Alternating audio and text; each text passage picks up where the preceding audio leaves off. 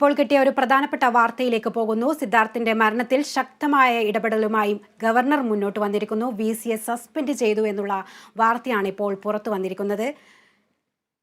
Vice chancellor MR ശശീന്ദ്രനാഥിനെയാണ് governor അന്വേഷണ വിധേയമായി suspend ചെയ്തിരിക്കുന്നത്. ഇതിന്റെ കൂടുതൽ വിശദാംശങ്ങൾ നൽകാൻ തിരുവനന്തപുരത്ത് നിന്നും വിഷ്ണു കരുണാകരൻ നമ്മളോടൊപ്പം ചെയ്യുന്നുണ്ട്. വിഷ്ണു, സിദ്ധാർത്ഥിന്റെ മരണത്തിൽ ഇപ്പോൾ കൂടുതൽ നിയമ നടപടികളിലേക്ക് നീങ്ങുന്നു. ഇപ്പോൾ ഗവർണർ VCയെ സസ്പെൻഡ് ചെയ്തു എന്നുള്ള ഒരു കാര്യം അറിയിച്ചിരിക്കുന്നു. അതുപോലെ തന്നെ ഈ ക്യാമ്പസുകളിൽ SFI PFI കൂട്ടുകെട്ട് എന്നുള്ള തരത്തിലുള്ള പരാമർശങ്ങളൊക്കെ ഗവർണർ നടത്തിയിട്ടുണ്ടല്ലോ. എന്തൊക്കെയാണ് വിശദാംശങ്ങൾ? ചാൻസലർ MR ശശീന്ദ്രനെയാണ് ഇപ്പോൾ പുറത്താക്കിയിരിക്കുന്നത്. അന്വേഷണവുമായി അറിയിച്ചത് ഗവർണർ ഈ കാര്യം പറയുന്നതിന് തൊട്ടു പിന്നാലെയാണ് ഉത്തരവ് വരുന്നത്. ഏതായാലും സിദ്ധാർത്ഥിന്റെ മരണം കൊലപാതകമെന്ന് എടുത്തു പറയുകയാണ് ഗവർണർ. ഈ ഘട്ടത്തിൽ പോസ്റ്റ്മോർട്ടം സിദ്ധാർത്ഥന് പക്ഷം ലഭിക്കില്ല എന്നും വ്യക്തമാണെന്നും അദ്ദേഹം സൂചിപ്പിച്ചു. പോലീസ് കൃത്യമായ ഇടപെടൽ ഇതിൽ നടത്തുന്നില്ല, അത് പോലീസിന്റെ കുഴപ്പമല്ല, ഭരിക്കുന്ന സർക്കാരിന്റെ പ്രശ്നമാണെന്നും ഗവർണർ ചൂണ്ടിക്കാട്ടുന്നുണ്ട്. യൂണിവേഴ്സിറ്റി അധികൃതരിൽ നിന്ന് വലിയ വീഴ്ചയാണ് ഉണ്ടായിരിക്കുന്നത്.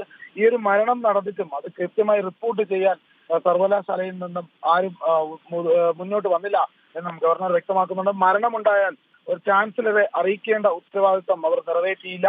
വളരെ വൈകിയാണ് താൻ ഈ വിവരം അറിയുന്നതെന്നും വളരെ വൈകിയാണ് തന്നെ സർവകലാശാല വിവരം അറിയിച്ചതെന്നും അദ്ദേഹം പറയുന്നുണ്ട്.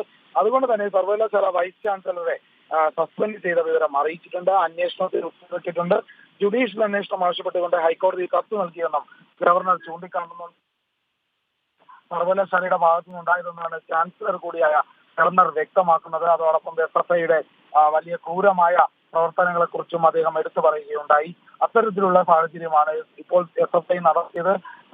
ഒരു കൃത്യമായ ഒരു കൊലപാതകം എന്ന് തന്നെയാണ് ഗവർണർ ചൂണ്ടിക്കാട്ടുന്നത്.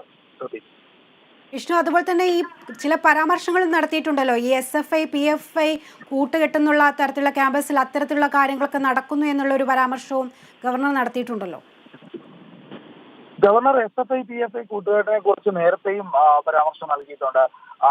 ഏതൊക്കെ തരത്തിലുള്ള ഒരു പ്രതിഷേധം സംഘടിപ്പിച്ചാലും SFIയോടൊപ്പം പോപ്പുലർ ഫ്രണ്ട് പങ്കാളികളാകുന്നുവെന്ന് നേരത്തെ തന്നെ അറിയിച്ചിട്ടുണ്ട്.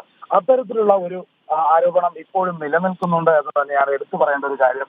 SFIയുടെ ക്രൂരതകളെ കുറിച്ചാണ് ഗവർണർ പൂർണ്ണമായും ഇപ്പോൾ നിലവിൽ ഈ മാധ്യമങ്ങളെ കാണുമ്പോൾ അദ്ദേഹം അറിയിച്ചത്. ഏതായാലും വലിയ രീതിയിലുള്ള ഒരു അന്വേഷണം നടത്താൻ തന്നെയാണ് ഗവർണറുടെ പരിധി ഉപയോഗിച്ച് പലയിടത്തും പറയുന്നുണ്ട്. അതുപോലെ ജുഡീഷ്യറി അന്വേഷണം വേണമെന്നും ആവശ്യപ്പെട്ടിട്ടുണ്ട്. അത്തരത്തിൽ ശക്തമായ ഒരു പ്രതികരണം തന്നെയാണ് ഗവർണറിന്റെ ഭാഗത്തു നിന്ന് ഇപ്പോൾ ഉണ്ടായിരിക്കുന്നത്. ഏതായാലും ഈ കാര്യങ്ങൾ കുറച്ചുകൂടി നടപടികൾ കടുപ്പിക്കാൻ തന്നെയാണ് അദ്ദേഹം തീരുമാനിച്ചിരിക്കുന്നത്. സർവകലാശാലയ്ക്കുള്ളിൽ തന്നെ അദ്ദേഹത്തിന്റെ പരിധി ഉപയോഗിച്ച് വലിയമായ ഒരു സ്വീകരിക്കുമെന്ന് തന്നെയാണ് വ്യക്തമാക്കുന്നത്.